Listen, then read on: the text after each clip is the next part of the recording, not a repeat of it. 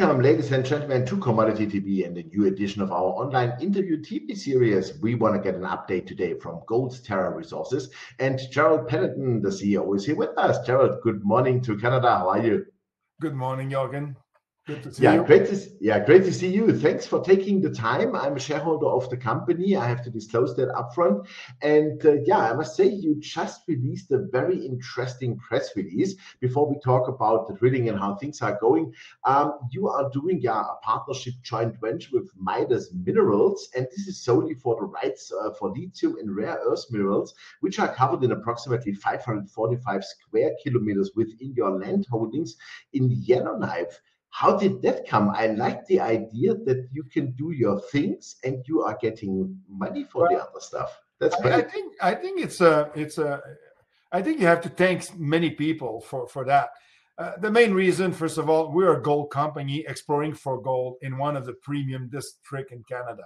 Our focus is gold along the Campbell Shear, which produce 14 million ounces of gold, of high grade, more than 15-gram gold. So this is our target. And when you have a property of the size we have, which cover 800 square kilometers, and you have the potential for other minerals, you have to look at them. You have to be aware of them.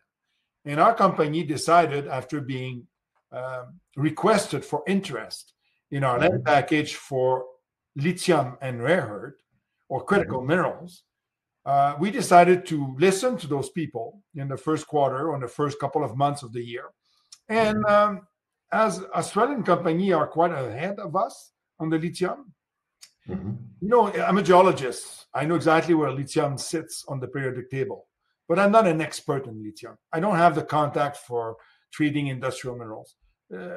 And most of the market is in the hands of people that are already established in the industrial market. So what we're basically doing is that we're using a non-core asset, letting somebody spend all the money up to construction, up to bankable feasibility study, before we have to put any money. So if they make a discovery, we have 20% of a lithium deposit. Wow. And I think you also have a 1% net smelter return on it, right? It's actually 1% gross revenue royalty, because smelting of lithium doesn't work exactly like this. So it's on the gross revenue, which is what I was advised to get by anything. And of course, we control 800 kilometers. I think we just finalized staking another 100 kilometers. So our property now is almost probably 900. It will become official in 2 months, but the staking is complete.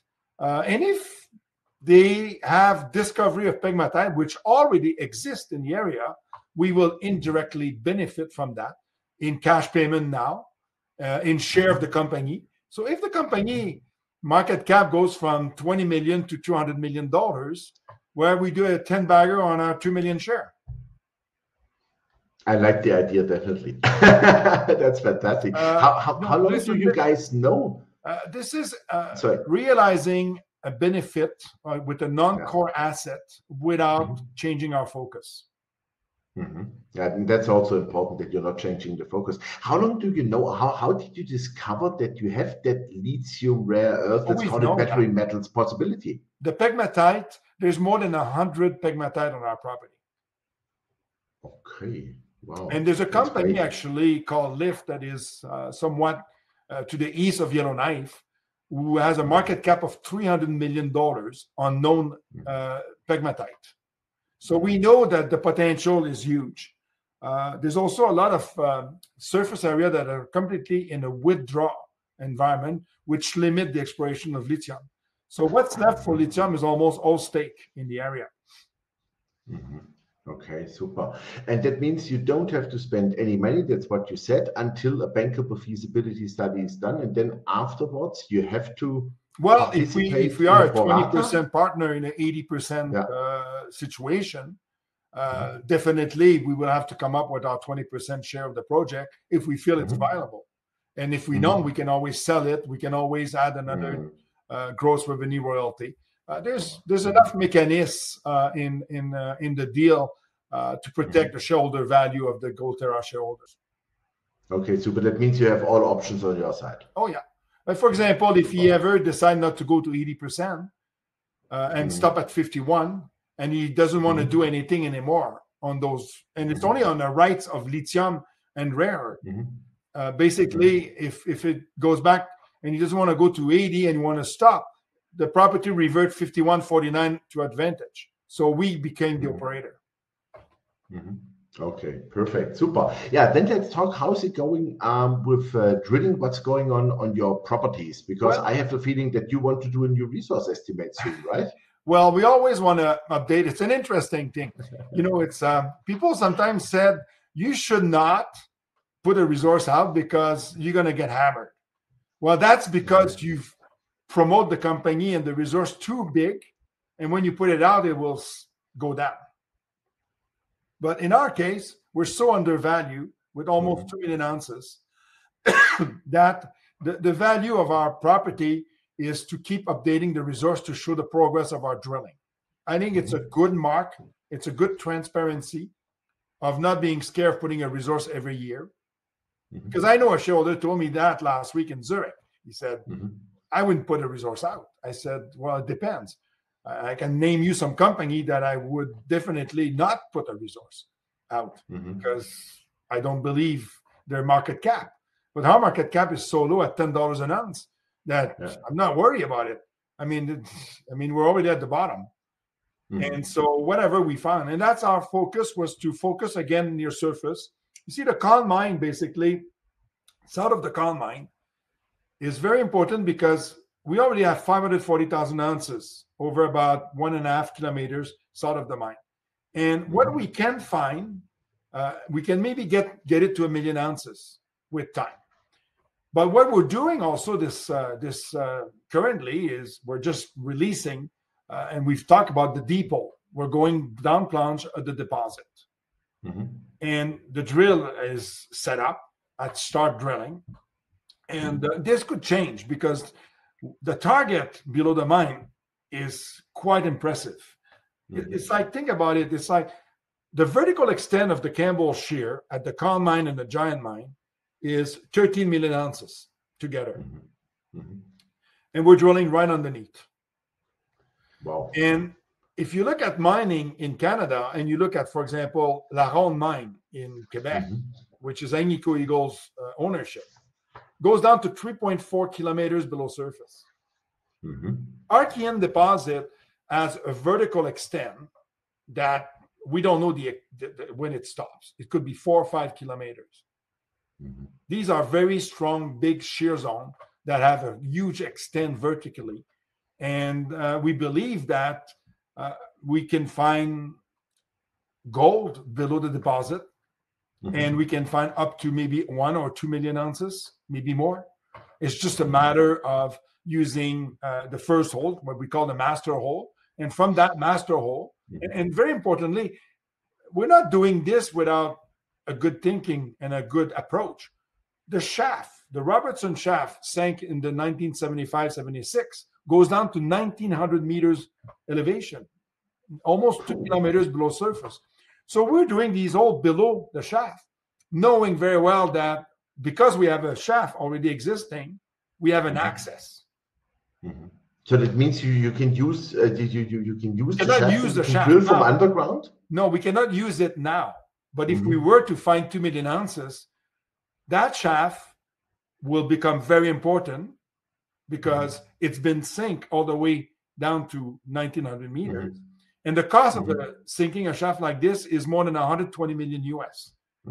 But because it's already existing there, it will take me 2 years to sink a shaft like this. Yeah, easily, that's for sure. But can you drill from underground already? Eventually, we will. Positions? Look, because that would make it much cheaper, right? Our strategy is very simple. We have about 1 million ounces near surface. That gives us 5 to 10 years of operation. While we're mining this, we dewater the shaft further down. And eventually, we establish platform to drill what we could find this year with our deep drilling. Okay, super. So this year is more the focus on the deeper drilling, or do you also do some on the near surface? No, we did. The winter program is complete. We did 6,000 meters, just close to 6,000 meters 13 or 14 holes. I think it's 14 holes. And basically, we finished the winter drilling. And now we're moving into our summer drilling, which is a deep hole with wedges in the core, in the heart of what the Con mine, where it produced 5 million ounces at 16 grams. So we're very optimistic. Even our partner Newmont is somewhat very excited about our target. Okay, super. So have you released all holes, or you still have some holes to release? We have only released one hole of the 13 holes we've drilled this winter. Some holes will be released in a very short term, and more holes are to come over the next month or so. And I think the deep drilling, in my mind, is the most exciting drill hole that we have planned this year, because we knew at surface it's not the core of the deposit. These are more satellite zone, but those satellite zone are very interesting because they can provide the first 5-6 years of the operation. Like, think about it. If I only had the deep stuff, it would take me a couple of years to get down there. But with the surface stuff, you can do it faster. Yeah, absolutely. And then you have revenue while you're dewatering the mine and exploring at depth. So. And revenue always helps, as we know. Revenue always helps because you stop dilution and you stop, asking more money from your shareholders and other investors. So now you're taking the risk down, and that's important. But I think it's a very well calculated risk to do the deep drilling. The target is obvious. The down plunge of the deposit, and I think we can definitely have great success in 2023.